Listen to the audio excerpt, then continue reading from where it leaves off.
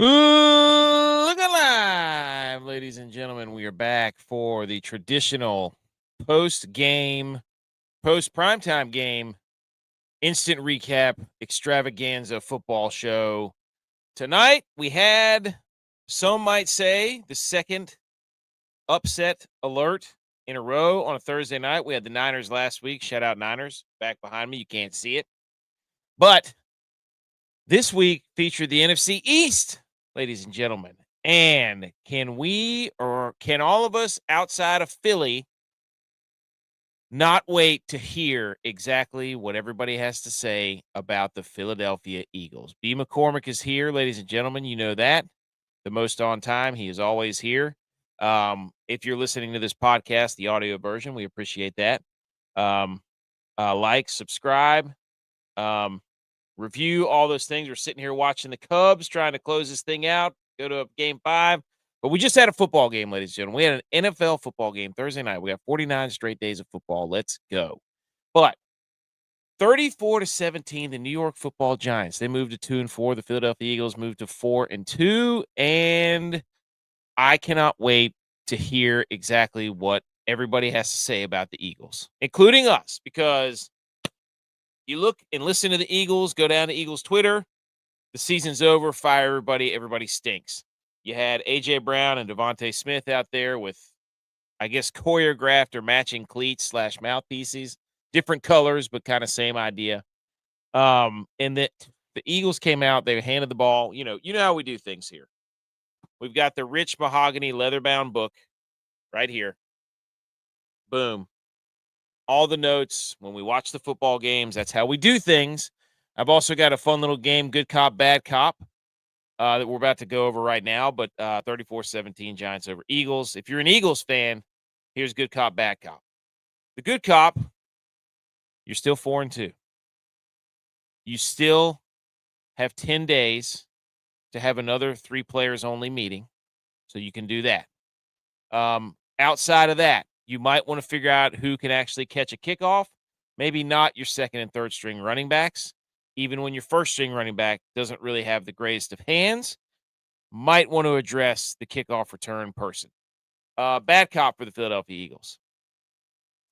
Your third down defense stinks. We're about to look at that, okay?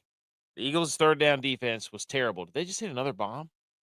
Wow. Cubs are pouring it on. Your offense for the Eagles, completely lost. What are they doing?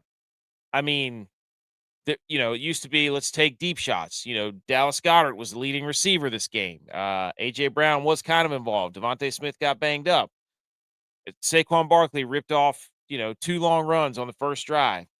The offensive line isn't what it used to be. The offense, I don't know.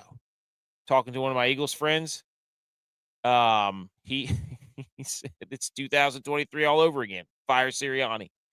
And it's a brutal night. This is the last point of the bad cop. Brutal night if you are a Philly sports fan, because your Phillies lost in absolutely horrific fashion on a ball that went right back to the pitcher, and he, for whatever reason, threw it home and threw it terribly home. The dude could throw it over the plate anywhere he wants to if he's in his windup, but you take him out of his windup, he throws it into the bleachers. So that's bad cop. Now, if you're a Giants fan, now we're going to look at the schedule too, okay? So we're going to go about 15 or 20 minutes here.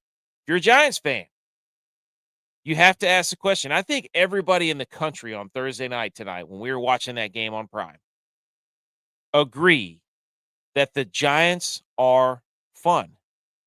Like Coach Boone said, and remember the Titans, football is fun. Football is fun, sir. Yes, sir, football is fun. The Giants are fun. Jackson Dart. Now, they're fun when things are going well, right? Last week when they played the Saints, they turned the ball over five times. Was not so fun, because everybody loves the swagger and the jumping around and the headbutting everybody and the flying into the first down markers, and, insert the meme of the dude jumping over the court at the judge, in the courthouse. So that's good cop for the Giants. Giants are fun. If you're a Giants fan, there's some foreshadowing. There's not too great of news coming later. But also good cop for the Giants. Daboll loves Dart, and Dart and Skattebo love each other, and everybody on the team loves Dart and Skattebo. But Brian Daboll, when Jackson Dart went into the blue tent, first of all, everybody went into the blue tent after Jackson Dart. It looked like some sort of clown car. Yeah, that's it. The over did hit. That's what when we were talking last night, the over was 40.5. It was crazy. So, bad cop for the Giants. They have 0 playmakers now that Malik Neighbors is hurt on the outside. Little Jordan Humphrey, I think, was maybe their leading receiver, which we'll check out here in a second. But they have no, it was Wan'Dale Robinson. And I love Wan'Dale Robinson. I've always had a soft spot for Wan'Dale Robinson. So the bad cop for that, also a bad cop. If the Eagles could actually land, if the quarterback was accurate, Jalen Hurts, you could throw on the Giants. So I don't know what this win means for the Giants. Like I said, we'll get to that here in a minute. You'll see that they have an absolutely gauntlet of a schedule coming up. But Jalen Hurts out there, I mean, I'm telling you right now, that is not going to be a fun time in the media. You know, they all, Jalen Hurts will get up there and say the right things. You know, we gotta control the controllables and control and uncontrol the uncontrollables, and we gotta practice our crafts. And he'll say everything right he needs to say without saying anything. And the fact will still stand that he missed multiple attempts in this game, and it just wasn't. This is not. I don't. It's everything that everybody was worried about the Eagles in this game kind of came to fruition. Like, their defense was shaky, and then Quinyon Mitchell got hurt. And then was their offense going to do what they're supposed to do and lean on the run game? Not really. They got down, so they had to throw it, which is not really their specialty. So, they didn't get any big special teams plays. Actually, the opposite happened. All their other games, they could easily be 1-4, really, against the Rams and the Buccaneers, the Chiefs. They barely, the Cowboys are a couple of draft passes away from them being 1-4. I mean, this is, so if you're an Eagles fan, you're kind of mad. But we're gonna go. Secondly, before we even get into the quarter by quarter breakdown here, the Giants midfield logo is absolutely insane, right? Like, the Giants logo is nonsense. That thing is huge. It's got to be the biggest. It's got to be the biggest midfield logo I've ever seen on a football field. It's huge. If there's a big one, well, maybe in college when ECU does the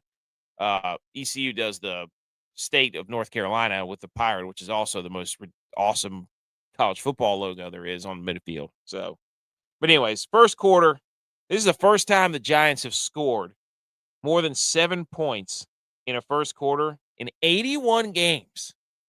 81 games. That's bad. So the first quarter comes out. Saquon has 2 huge runs, right? Eagles go 6 plays, 36 yards, 3 minutes. He has 2 huge runs. I mean, just like 12 yards a clip. Boom. They're across midfield. They're in field goal range. And then they stall out, get a field goal. It's 3-0. Jackson, and then the Giants get the ball back. They go 6 plays, 54 yards. You could definitely tell that Jackson Dart checks himself out in the mirror before he goes out there. That's right. That's right, B. McCormick. Goats only meeting. That Jackson Dart is very well aware of his style before. And if we just talk about Jackson Dart, he was very good from a perspective of, in my opinion, he's got the turtleneck, he's got the one eye black. Even my daughter was like, "Why has he got one on his eye? Why has he got one eye black on one time?" But Jackson Dart was, for a rookie, was very calm in this game when they had the lead, and he understood that. Like, he didn't try to do too much. Like, there was no forcing it to anything. It seemed like a very boring win when they had the lead, and that's what it should look like. He made a throw or two when he needed to. He used his legs when he needed to. He was very efficient. Now, can the Giants do this every game? I don't know. If they're going to have to depend on him to throw the football with that receiving core, I have no idea. But when they have a lead and they could turn the pass rushers loose on the Giants, because that front four for the Giants defense is pretty incredible. So, shout out to Jackson Dart. He made plays when he needed to. When they got the lead, he didn't do anything, turn the ball over 5 times last week. They didn't do anything crazy this week. So, You got speaking of the Giants front, when Brian Burns gets a sack, his Spider-Man celebration is elite. Elite. But you had the Jackson Dart had the 20-yard touchdown run. Boom. He was as soon as he got the ball, he knew within like 2 seconds he was out the gate. Boom. Little shimmy there at around the 5 or 7-yard line. Boom, touchdown. Everybody's going crazy in the crowd. 7-3 Giants. Then they get the ball back in the first quarter. The first quarter was freaking wild. We had 23 points. Shout out the over. And then he hits Wandale Robinson on a little scamper there. He was scrambling there. He scrambled on his running touchdown. He scrambled on his next touchdown pass. And there was a stat that came up on Prime and said, "Oh my gosh, he's the first quarterback to have a scrambling running touchdown and a scrambling throwing touchdown since Josh Allen and Lamar Jackson." Prime's trying to compete with ESPN on the, it's on the first day of the month when the moon was in waxing crescent. So and so did this for the first time in 3 years. So just whatever. But Philly, they got so it's 13-3. Then the touchdown that that Philly got, they went 8 plays, 75 yards in the first quarter. They did a little that was a weird little, Jalen Hurts gets under center and he does a little, almost like a what's that called? Oh my gosh, it's gonna drive me up. Muddle huddle scrum, underhand flip to Dallas Goedert, touchdown. So, and then in the second quarter, Quinyon Mitchell got hurt. That kind of changed things. But the Eagles, I don't know if you could say ruining football, but they ran the tush push on their 13 play drive to take the lead in the second quarter at the beginning of the second quarter, 7 minutes ago. They went on a 13 play, 74-yard drive. They got inside the 5 and they ran the tush push 4 times in a row. And that set the internet on fire because everybody is talking about I don't want to watch that. I don't care. It doesn't really make I think it's annoying, especially whenever you can see that the guards false start. Like you should be able to review that. Like it should have, if it's its own special play and it's the Eagles thing, and then it should be reviewable, correct? Like I think they should be able to add a review and say, that's a false start. Like if it's going to be its own thing and be that big of a deal, and I don't care if you get rid of it, but it should become, instead of getting rid of the play, make it reviewable. If the guard goes before the center, back them up. I think that's the way to compromise this thing. Be like, hey, you guys can run this, but just know we got 17 cameras on you. And if you false start, we're calling it back. We're not going to outlaw it. Everybody's like, oh, it ruins the game, and I don't want to watch this, and it's boring. I don't care about that. I think it's hilarious. I think they'll get there, and they ran it 4 times inside the 5. That was freaking funny. I mean, stop it. Now, that was the last success they had. Giants get the ball back. They go that the second quarter basically was just 2 drives because you had 8 minutes on a drive from Philly, 13 plays, and then the Giants get it back. They go on a 6-minute drive, 15 plays, 67 yards. Cam Skattebo, touchdown. So that's Cam Skattebo's. They score with just over a minute left in the second. You're thinking, okay, 2017 Giants. Here come the Eagles. He hold on. Oh, that's when yeah. That's when Skattebo on his long TD drive, Tank Bigsby dropped the ensuing kickoff inside and got blown up at like the 10. Again, why do the Eagles have 2 backup running backs trying to catch kickoffs? I have no idea. And then the 2-minute drill or the 1-minute drill for the Eagles was absolutely abysmal. The Giants gave them a timeout with 15 seconds left on like their 40-yard line. Philly didn't have any timeouts, and the Giants called a timeout for them. They were about to get a delay game. So Hurts ran a QB draw. Well, not a QB draw. He was scrambling and then slid up the middle, and then the time ran out. So that was just terribly mismanaged at the end of the half by the Eagles altogether. I think they were flustered, though, because they didn't expect to be down 2017. In the third quarter, the third quarter, New York Giants go 3 and out, coming out. And then that very next drive is when Jalen Hurts in the third quarter missed Devontae Smith on a blown coverage, which could have given them a 24-20 lead because that was a house call if he hits Devontae Smith. And then you get another drive, a 9-play, 56-yard drive from the Giants. Cam Skattebo, boom, he flattens Zach Bond. The play before that touchdown run along the sideline up there near the pylon on the top of your screen. And Cam Skattebo is just running wild out there. He's running over people. He gets better as the game goes on. Like he's a grinder. Cam Skattebo. He's so much fun. So that was the only scoring play in the third quarter. This is when, but 2 minutes 30 seconds left to go in the game in the third quarter. Golly, my contact is killing me. Can't get it to stop being dry. 2 minutes 30 seconds left to go. Jackson Dart had a nice jump pass to Theo Johnson, while they were driving, and I think he got hurt on the very next play. Jackson Dart. We don't know if that was the infamous blue tent where Jackson Dart gets hurt. We're not really sure what happened. We don't know if it was his neck, if it was because he took a shot to the jaw almost. It looked like his ankle or his knee got rolled up on. Not really sure. He mysteriously goes into the blue tent. Dayball goes in there. 16 traders go in there. Cam Skattebo tries to go in there.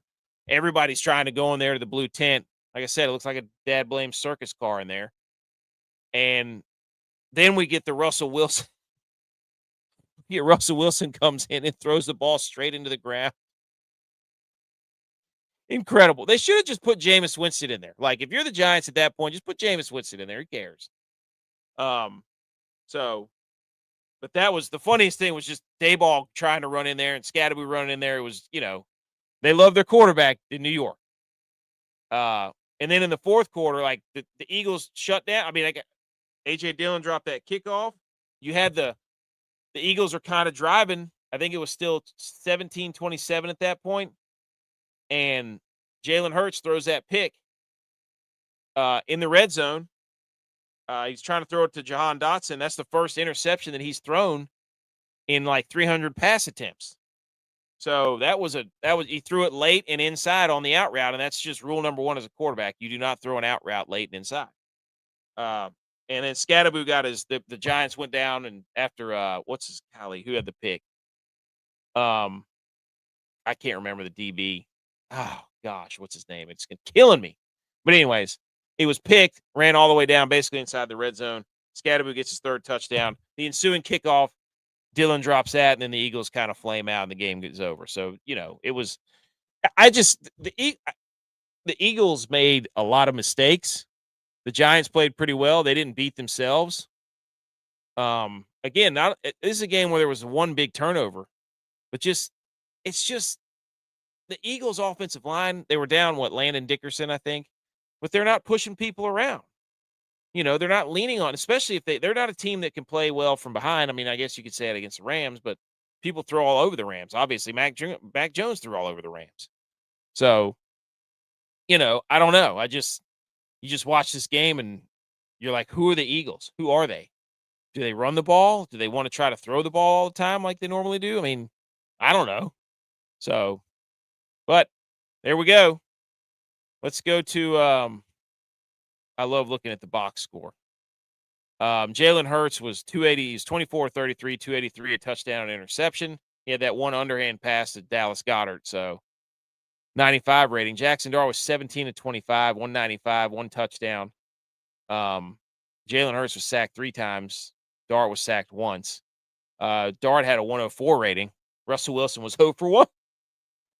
See, Saquon Barkley. So there you go again, dude. Look at this. The Eagles know if Jalen Hurts has thrown more than 25 times, or Rucker, especially if he turns the ball over, they're like 0-8 or something the last 2 years. So he's thrown it 33 times. Saquon Barkley had 12 carries. 12 carries. That's it.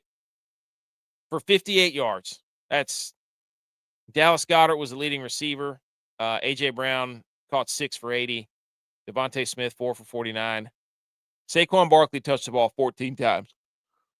The Eagles are not going to win games if Saquon Barkley's touching the ball 14. Is he hurt or something? Is there a reason they're not giving him the football? Are they trying to save him? I mean, I don't know what they're doing. But on the other side, Skattebo ran for 98 yards. He had 3 touchdowns. Holy smokes. Jackson Dart had 58, and he ran for a touchdown. The leading receiver was Wan'Dale Robinson for 84 yards, 6 for 84 and a touchdown. And then Lil Jordan Humphrey out of nowhere, 4 for 55. And Theo Johnson, 2 for 27. He ends his touchdown streak. But Dallas Goedert, told you, man. Dallas Goedert. He's had a receiving touchdown in now 4 straight games. Hottest tight end in football. So Dayball moves to 2-6 against Philly, and Sirianni moves to 7-3 against the Giants. The Eagles did not cover on the road. They were one of the best road covering teams in forever. So let's take a look at the team stats. Love looking at this too. Man, football is just so great. Like every primetime game we've had has either been an upset or it's been a close game. It's been spectacular. It's just so great. I mean, football is the best. 49 straight days. Never forget. Okay, let's just try to wrap this thing up. First downs, the Giants had 25, Eagles had 20. Third down. This is where kind of the game was lost. Like I was paying attention to this because at one point you hear that the Giants were like 8 of 10 on third down. They finished 11 of 16 on third down, and the Eagles were 1 of 9 on third down. That's terrible. Like the Eagles aren't good on third down. They're not running the ball well at all. They had 339 total yards. The Giants had 366. The Eagles averaged 6.1 yards a play. Giants averaged 5.5. The Eagles had 266 passing. They had 73 rushing. The Giants had 194 passing, 172 rushing. Red zone. This is where usually the Giants are bad and the Eagles are good. The red zone, the Eagles were 2 for 3 with that pick. That was Jalen Hurts. That was really a difference in the game. The Giants were 3 for 3 in the red zone. That's a huge deal. Penalties were kind of even. And the Eagles had 2 turnovers. So you lose a turnover battle. You can't get off the field on third down. You don't run the football. That's a recipe for disaster. So, but the NFL, everybody's calling for that offensive coordinator's head in Philly, but they're not executing. Jalen Hurts missed throws. He threw a late and inside. Like they had a chance to get the game to 24-27, and he threw a pick. That was his fault. He missed Devontae Smith. Like everybody's crushing this offensive coordinator, but their defense couldn't stop him on third down, and they couldn't. They could not connect when they needed to connect. That's an execution play. That's not a scheme. That's not a scheme problem. Say whatever you want, but they had the plays there to get back in the game. And even, again, if he hits Devontae Smith, in the third quarter, right? If he hits him in the third quarter, don't they? I'm pretty sure they take the lead. So, or close to it. But anyways. So I love to look at the team stats because again, you can look at that and be like, oh, that's what happened. So they turned the ball over twice. They had the fumble by A.J. Dillon late, and they couldn't get off field on third down. And there you go. So the Giants were just super efficient. Like completing that many third downs means that they were sustaining drives, meaning they were. Credit to the Giants because they were third and short a lot. They had a couple times they were third and long, but they were 3rd and 5, 3rd and 4, 3rd and 3 a lot, and that opens up, lots of different, play calling options as far as especially with a mobile quarterback. So, but anyways, this is what I was talking about. The Eagles' schedule coming up. They got to go to the Vikings. They get the Giants again. Then they get the Packers on the road. Then they get the Lions, the Cowboys, the Bears, the Chargers, the Raiders, the Commanders, the Bills, and the Commanders again. That is not an easy schedule. The Eagles got to go to Minnesota. That's not going to be that easy of a game. Another aggressive defense with Brian Flores. So I don't know. They could rattle off, but their next 1, 2, 3, 4, 5. Vikings, Giants, Packers, Lions, Cowboys is not. They better get it together. So, and then the Giants. This was the Giants Super Bowl. I'm convinced this was the Giants. No offense, Giants fans, enjoy it. But they got the Broncos on the road, then the Eagles on the road, then the 49ers come there. then the Bears, then the Packers, then the Lions, then the Patriots, then the Commanders, then the Vikings, the Raiders, and the Giants might have the hardest remaining schedule in football. That's brutal. They play the Lions on the road, the Patriots on the road, the Bears on the road, the Eagles, the Broncos. Like, that's a brutal schedule for the Giants. But hey, enjoy it. Enjoy the win while you can. You never know. You never know. 2-4. What were the what are the standings? Okay. So the NFC East, I mean, here come the Commanders, and if the Cowboys win this weekend, they're right there. Golly, man. I mean, I don't know what the Giants losing that game to the Saints kind of if they were 3-3 here, they'd actually have some oomph. But with that schedule, that's gonna be tough. So, but anyways, I think that's it. I'm pretty sure. Uh, I think that's everything we got covered here. I thought I wanted to look at something else. I can't really remember. But anyways, this has been the post game recap. Appreciate everybody hanging in, tuning in. Let's get this out of here. Let's get up the link to all of our socials here, ladies and gentlemen. Oh, I think the Cubs just hit another home run. They're hitting bombs all over the place out there. But anyways, ladies and gentlemen, this is here we go. This is the best way to keep up with us. Follow all the social medias: TikTok, Instagram, Rumble, YouTube, Twitter, Twitch, anywhere you get your podcasts, ladies and gentlemen. We put out about 4 to 5 podcasts a week, talking football all the time. Spotify, Apple, iHeart, Good Pods, Amazon, all of them. We're right there anytime you need us there to talk football. Ladies and gentlemen, that is the Thursday night instant recap. I am going to get out of here and go to bed. And more football tomorrow, ladies and gentlemen. More football tomorrow. Everybody stay safe out there.